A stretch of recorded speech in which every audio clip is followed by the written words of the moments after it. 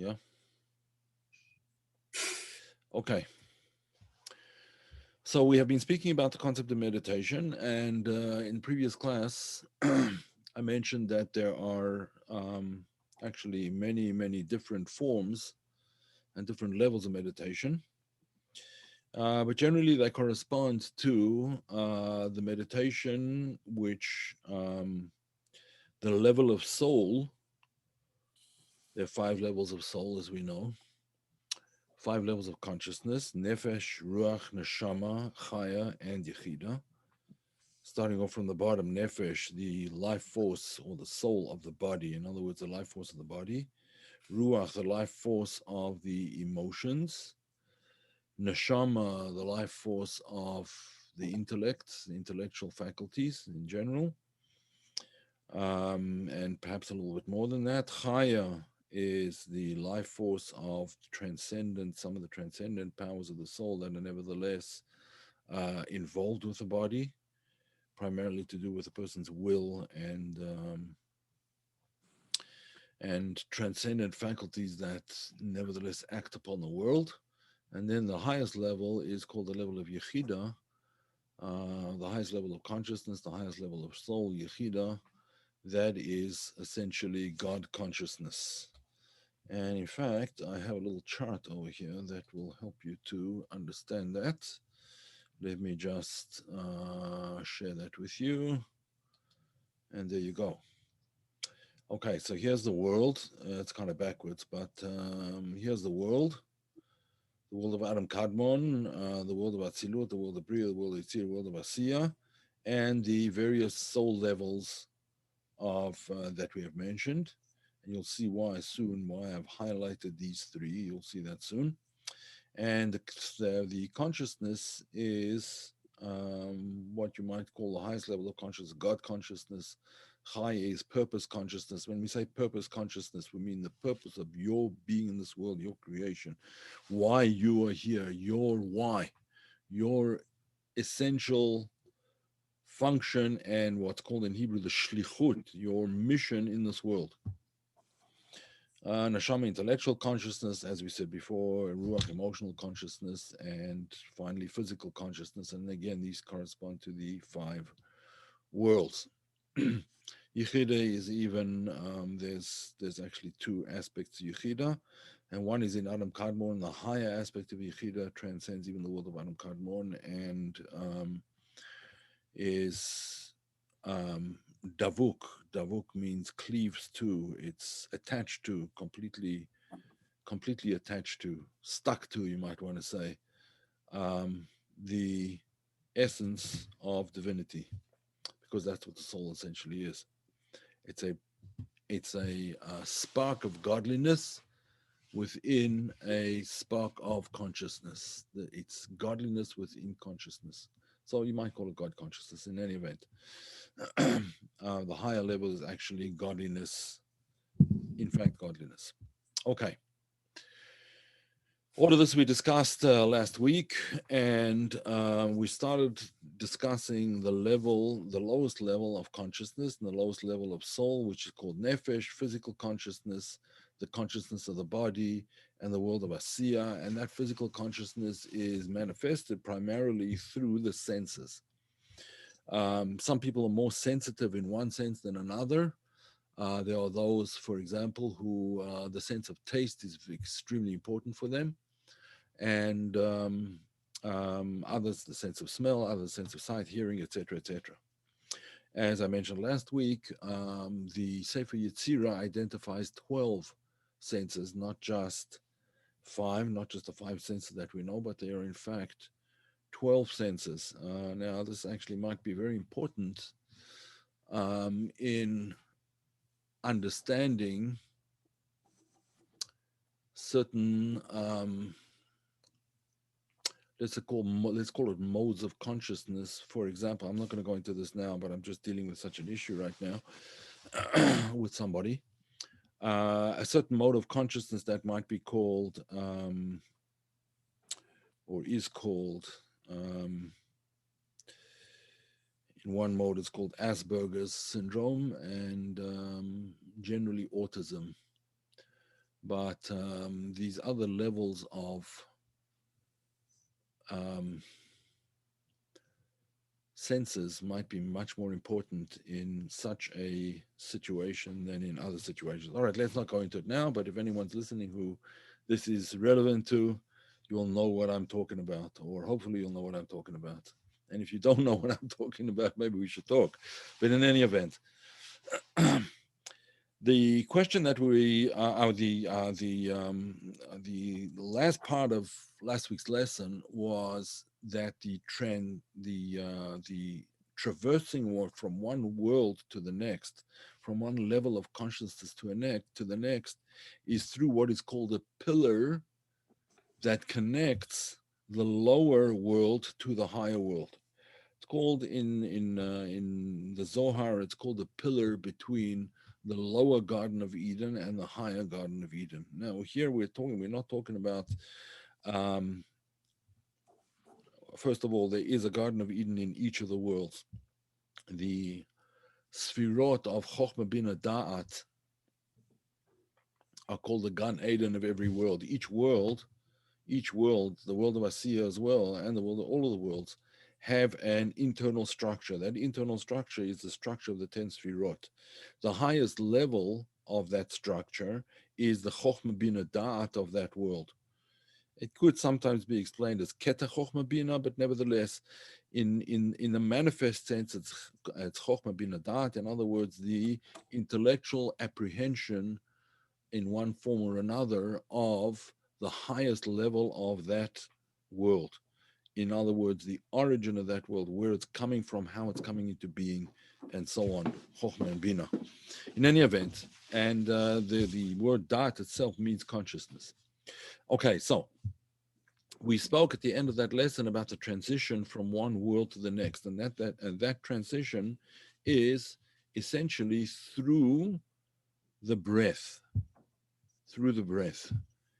This is primarily true from the world from the world of physical consciousness up to the higher level of emotional consciousness. In other words, from the world of Yetzirah, so from the world of Asiya to the world of Yetzirah, right? From the world of Asiya to the world of Yetzirah. That's where primarily the breath is a very important function within the meditation. But I didn't explain how the breath works there. When we're talking about the transition from Yetzirah to Bria, it's not the physical breath that's the important thing, but it's another pillar which I will discuss. It's an emotional consciousness pillar, and I'll discuss that probably in the next class. And then again, from Bria to Atzilut, also there's a pillar, and that is the level of intellectual. There's a pillar of intellectual consciousness which lifts a person higher up into the next world, into the world of Atzilut, and so on to Adam Kadmon as well, which we don't really focus on so much because it's really beyond the capabilities of the vast majority of us. If we would just be able to reach up to the next level, that would also be an achievement. Okay, so how does the breath work in this particular? Um, I see that there's some things in the chat. Just one second, I will get to the chat. Let me stop the share for now. If anyone wants this chart, just let me know and I will send it to you. Where is that chat? Okay. Um, Other levels of chaos, Tohu, etc., relate to the levels of consciousness. Chaos is when the consciousness is impinged upon rather than the consciousness being controlled. In other words, a person is in a state of chaos when there's no control of what comes in or goes out of consciousness. Usually, for most people, it's what comes into consciousness, but even what goes out of consciousness is also not properly controlled, not properly directed. Maybe controlled is the wrong word. It's not properly directed, and therefore, the person feels like he's in a state of chaos. Now, this chaos could be manifested in a number of different ways. I don't want to go into it now because we'll miss the point of this particular class.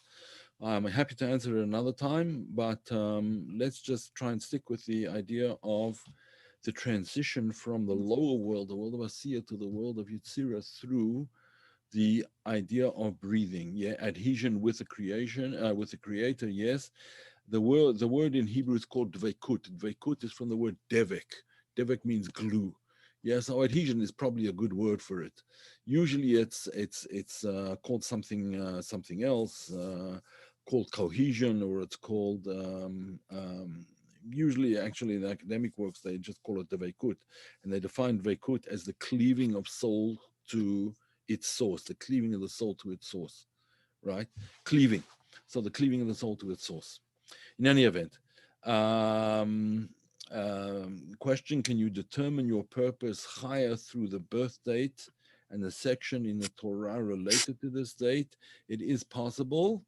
It is possible, but it's more likely to be able to see something through the person's name, particularly if the person has a Hebrew name that was given hopefully at birth or at the time of for a boy at the time of his circumcision.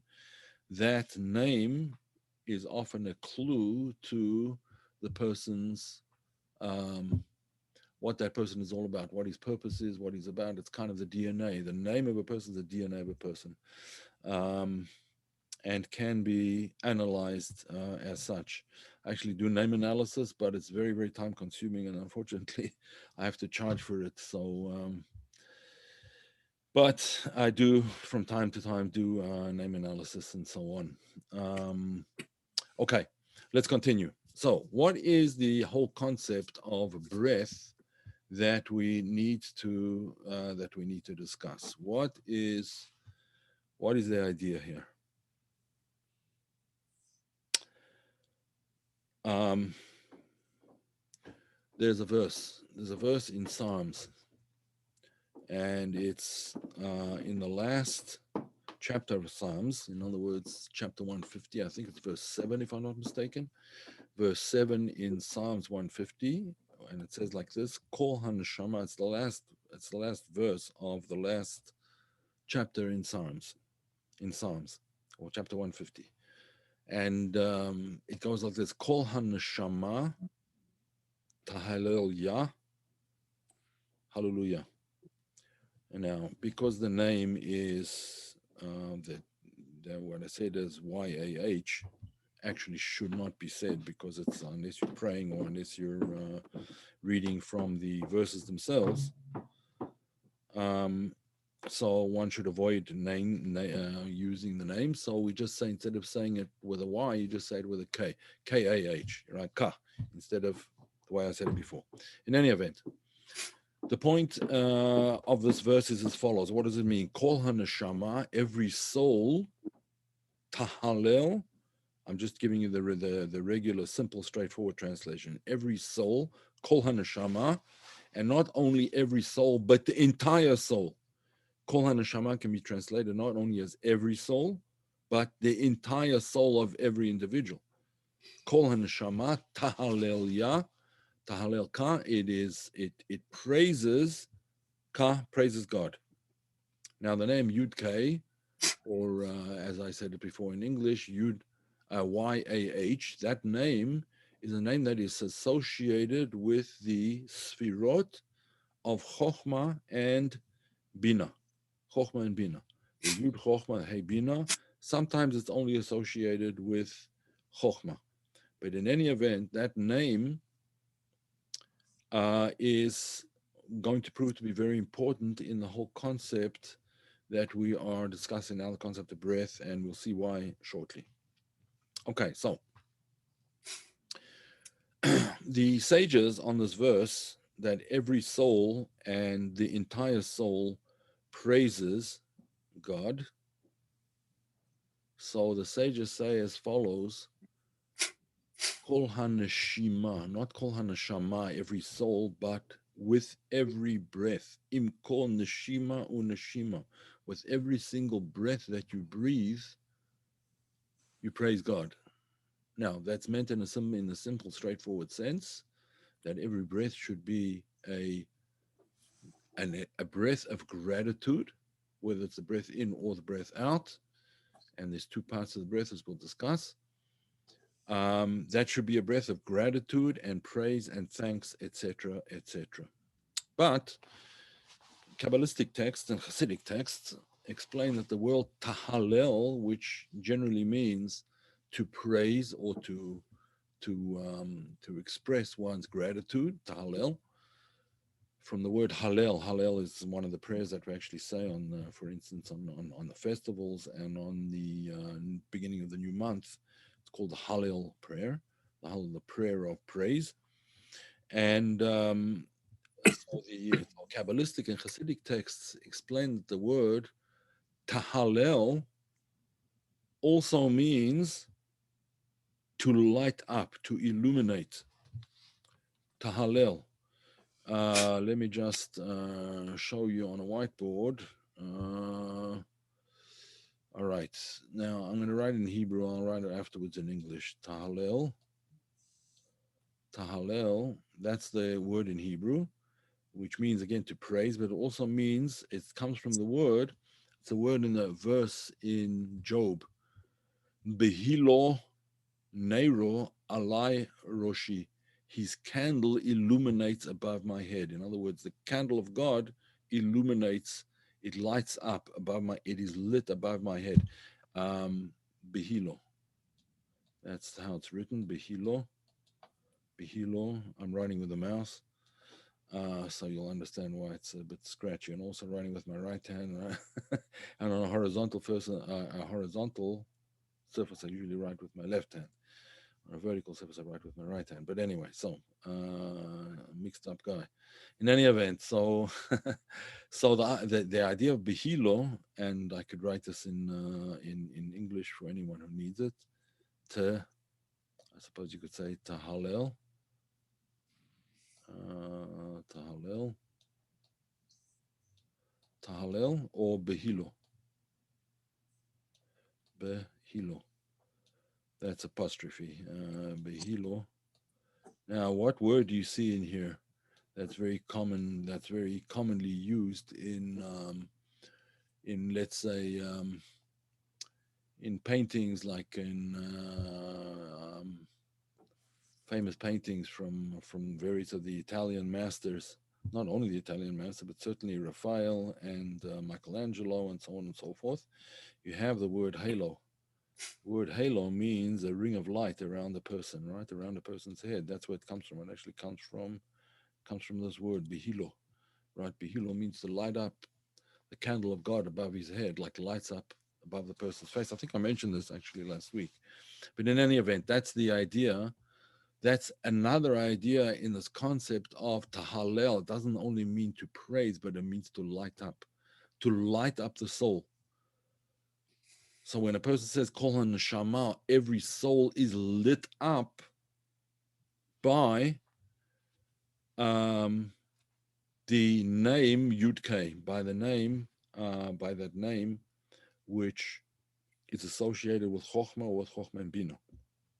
Every soul is lit up thereby, because the concept of light, of the light of the soul, is essentially a function of Chokhmah. Chokhmah is the first appearance of light from nothingness.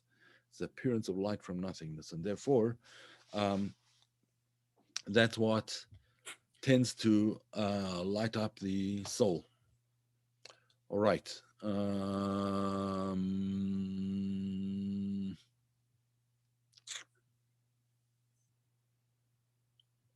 Sun, S-U-N. I'm not sure what that's referring to, but yeah, in any event.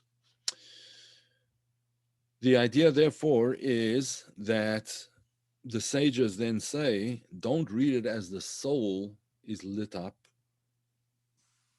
kol neshama, all the soul, but kol neshima uneshima. With every breath, you can illuminate yourself, you can light yourself up, you can set your soul you can release, reveal, uncover the light of your soul. Now, how do you do that? So there's various medieval Kabbalists, the most famous one being, most of them quote Rabbi Abraham Abulafia. He was like 10 in the 1000s, the 10th century, 1000s. And he, 11th century, I think it was like from the late 900s to early 1000s in any event, Rabbi Abraham Abulafia. He was a Kabbalist who focused very much on using the breath in meditation. However, his system is very complicated, and one has to be very proficient in being able to visualize the holy names and using the breath together with certain letters of the various holy names, and you go through a whole sequence, and the breath is very controlled, and there's all kinds of pauses and so on and so forth. Now, that kind of meditation is generally not for most people in our generations and in this generation, because it's very complicated, and again, one has to have a fantastic memory to remember all of the sequences and all of the letters and how exactly they work, and etc., etc. So therefore we have to rely on 1240 to 1291. No, I think it was earlier than that. There was more than one Abu Lafia, so I think that's maybe I may be making a mistake, but as far as I know, Abu Lafia was in the 1000s. I will check that out and I will get back to you. Um,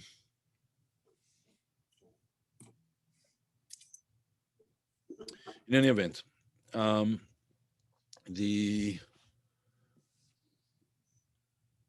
yeah. So in any event, there are later Kabbalists that discuss this concept of the breath, um, and most of the later Kabbalists, the last couple of generations, the last few generations, follow the system of the Baal Shem Tov, which is it's a much easier system, and to my mind, it's also a much more, let's call it much more invigorating and much more uplifting and much more um, direct and inspiring method than the method of Abulafia, for me anyway. Um, so what is the Baal Shem Tov's method? As with the most of the things from the Baal Shem Tov, he keeps it down to its simplest level. There's a lot behind it, and there's a lot of theory behind it, and the theory is extremely deep, and it goes into many different levels of explanation. I'm not going to get into all the explanation now, but just into simply the practice, how you actually do it, practically speaking.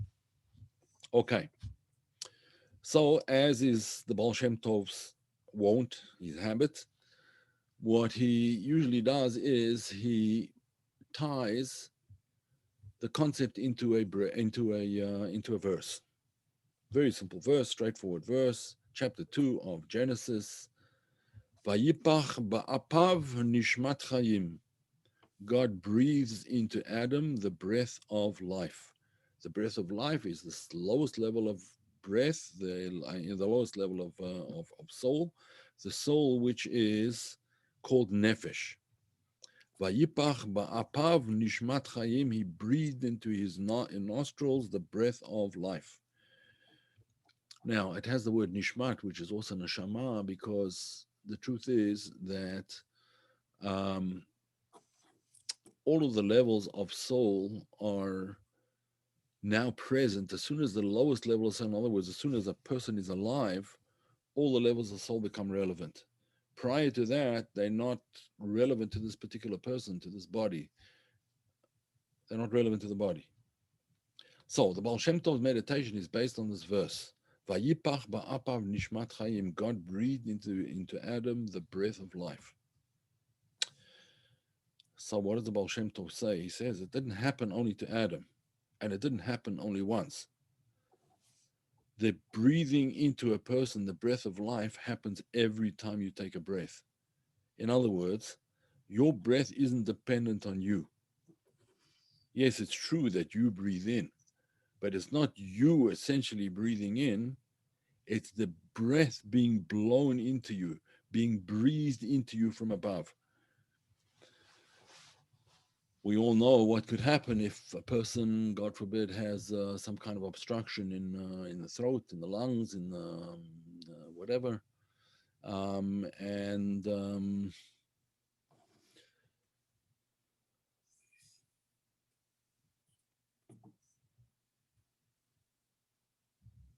yeah.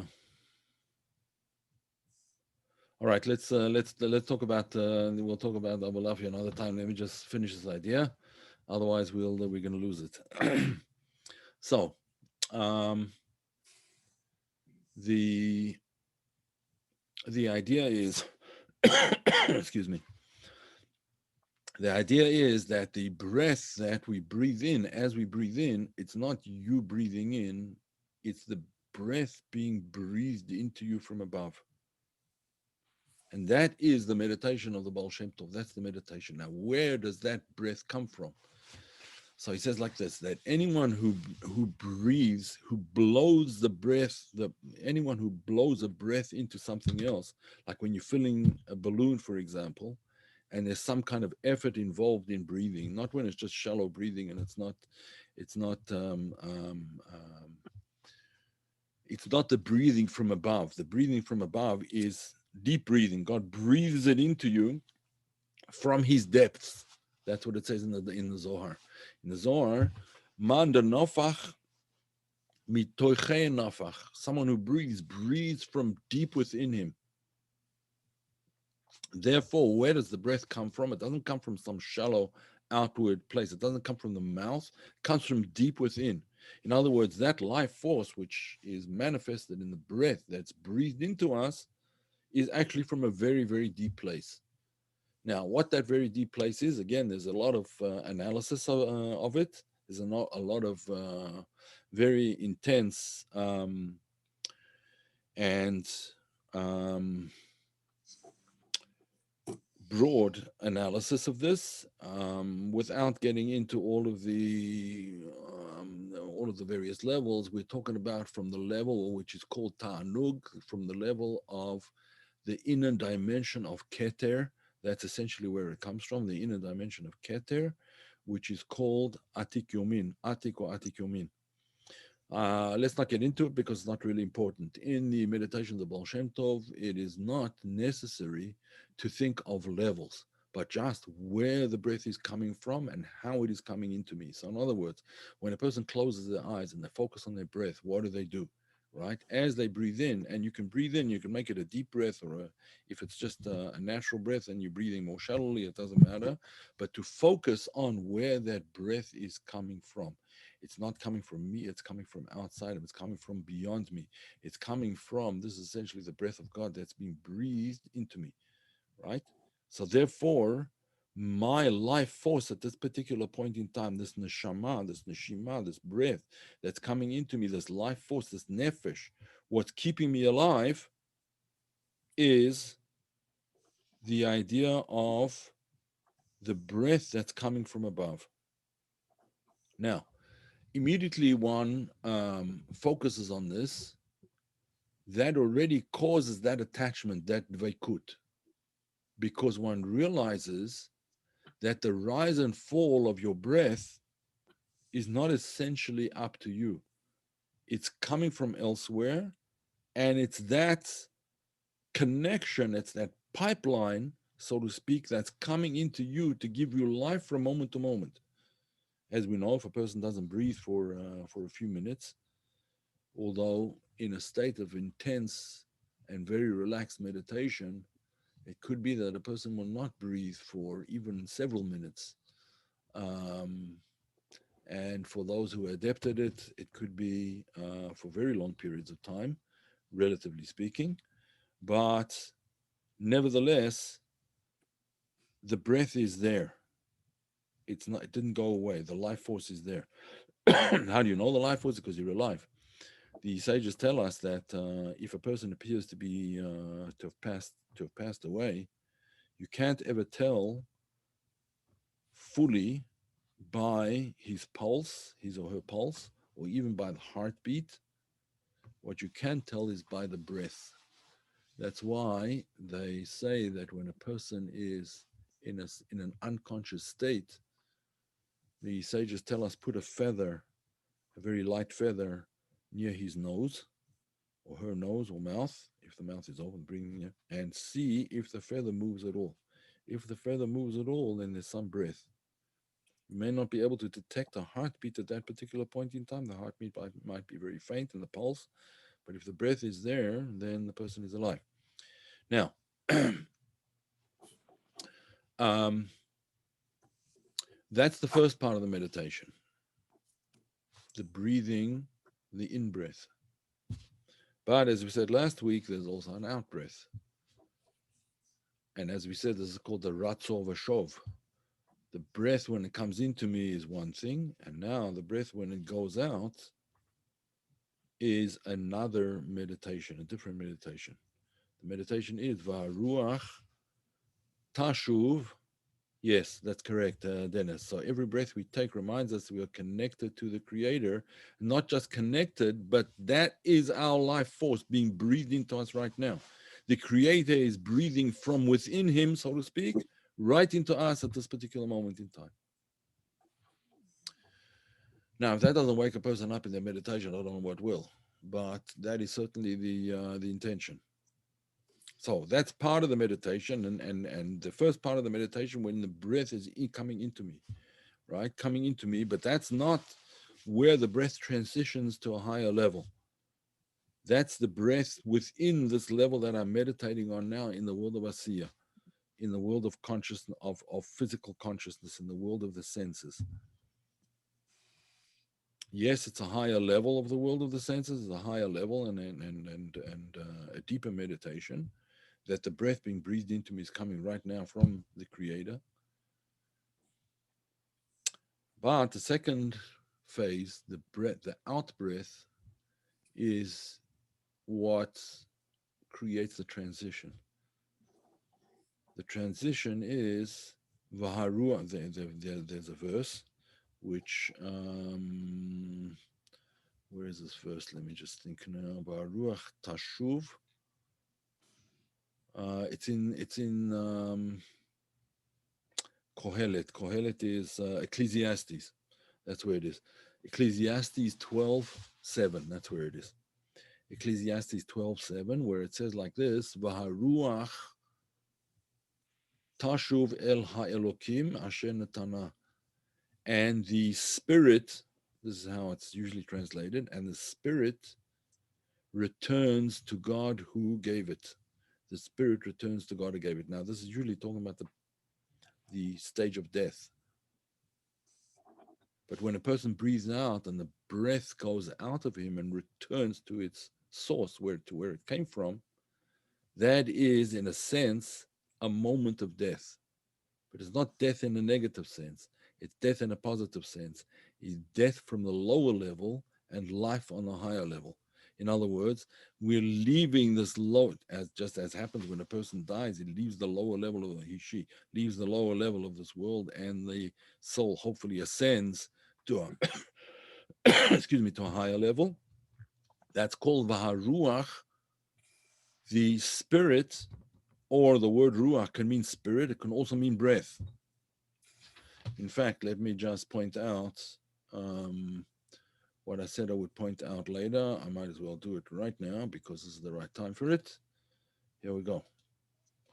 These words over here, nefesh, ruach, and neshama, all of these words have a relevance to the word meaning to breathe, meaning to breathe. I'll show you here an example of the word nefesh. If you see, this is Safaria, which is a very useful library, free online library of resources and so on, with various commentaries and often enough there's translations as well.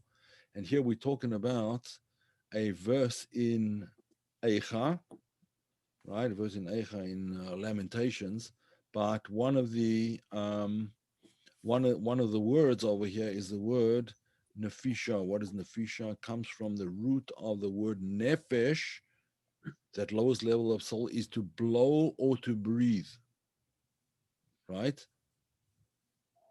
Nefesh, to blow or to breathe. So the level of nefesh, and of course nipash means he took a breath, refreshed himself, rested, etc. Okay, so this is the various forms, and there's the kol form and the nifal form, etc. It doesn't matter. We don't have to get into the grammatical issues right now, but the point being that the idea of I was going to I'm sorry about that. Let me share screen again. Yeah, that's what I wanted to share. Right. So the word nefesh also has to do with breath. Right. It has to do with breath. That's the lowest level of breath. Then ruach simply means wind, right? And of course, that's the beruach hapecha, in the breath of your nostrils, the breath of your or the breath of your mouth, right? That's the usual word, or one of the words for breath is ruach. The word neshama also means breath, from the word neshima, as the sages said, as I pointed out in the midrash. The sages say kol haneshama, kol haneshima, all the soul, all the breath, right? Meaning all the breath. Kol neshama is neshima.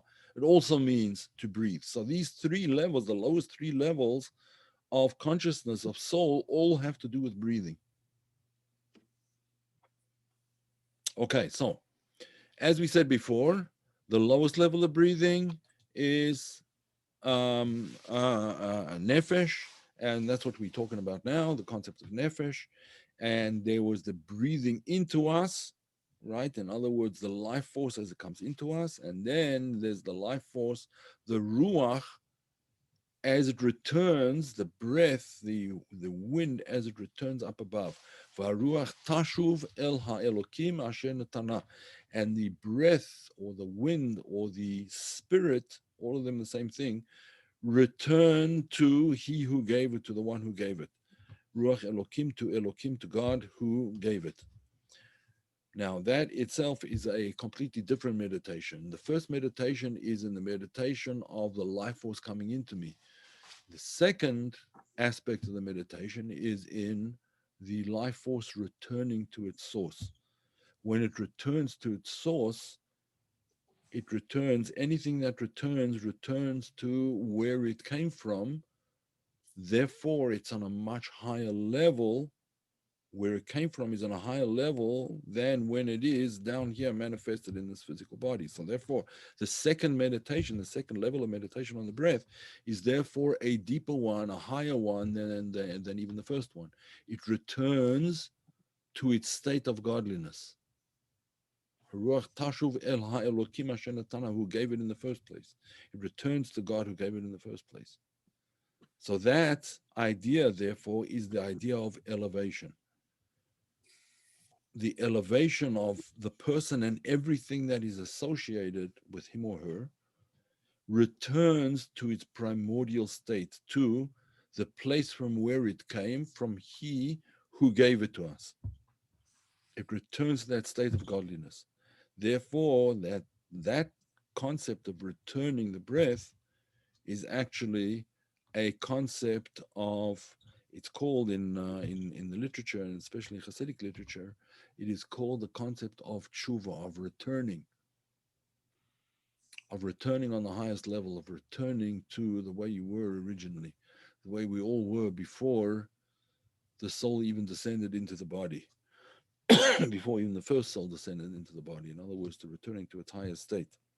So that, to a state of dveikut with God, part of God above, and now it's returns to a state where it's not part of God above, it is within God above, so to speak. It's amalgamated, it's integrated, it's part of, and not part as a separate part within us, but part within Him, right? Okay, so Therefore, that meditation, that aspect of the meditation, is what lifts the person's consciousness up to a higher level. That is the meditation based on the breath from the Baal Shem Tov.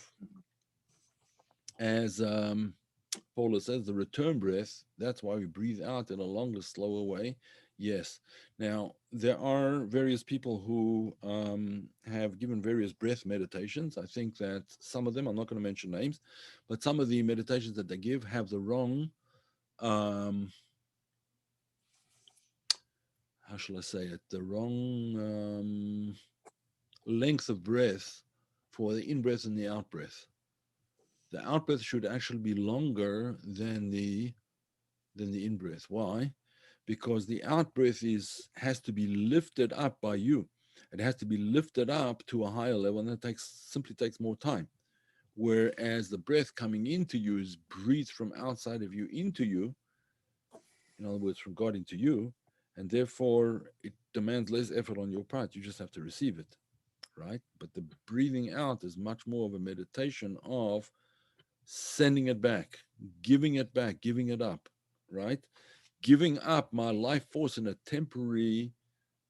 temporarily, hoping that there'll be another breath that'll come into me afterwards, right?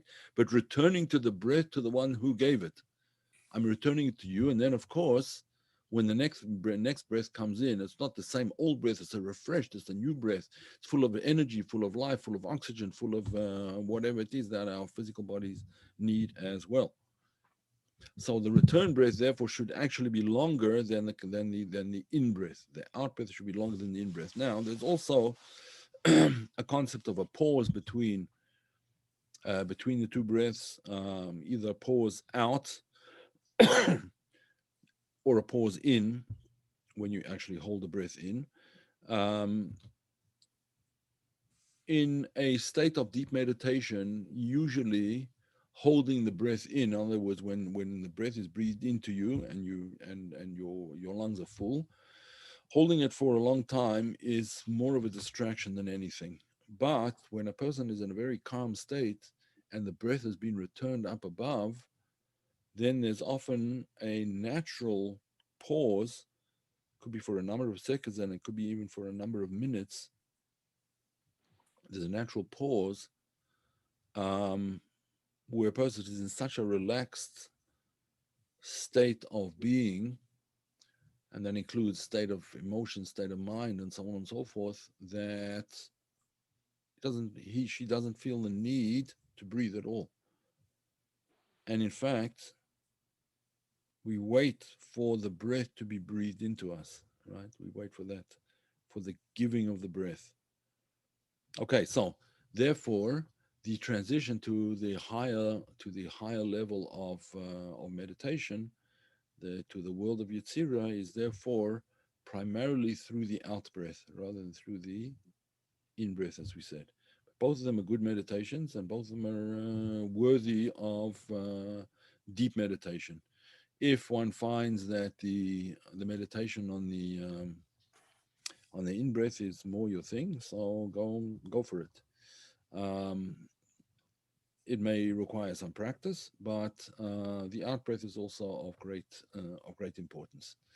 And keep it simple. We don't have to make it complicated with all kinds of letters and words and names and pauses and how many breaths you can take between various letters. We don't have to get into the complicated issues. It's not even necessary at all. Um, just accepting the breath from above and returning it up above, in thankfulness, in gratefulness, gratitude.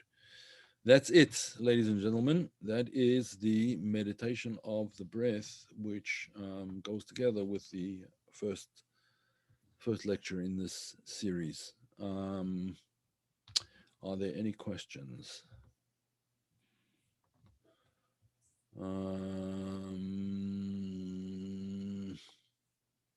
Right, so Len asked the following.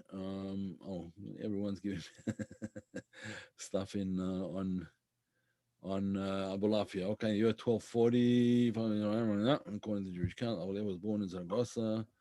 All right, fine.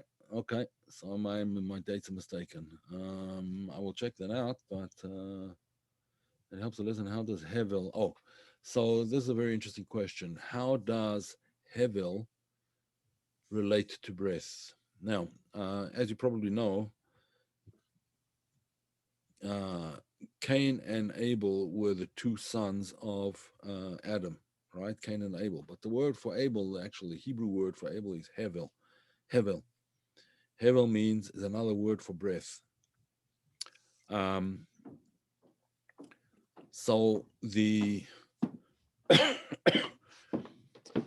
idea of the idea here is that his existence, the existence of Hevel of Abel, was very ethereal. Like it was ethereal as a breath. It wasn't a fully physicalized existence, um, and that's how he was kind of removed from existence very quickly by his brother. Um, it's not directly related to this meditation, but um, it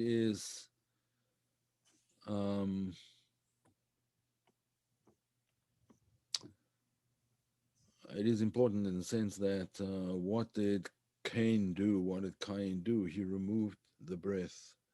He tainted the breath. He tainted Hevel.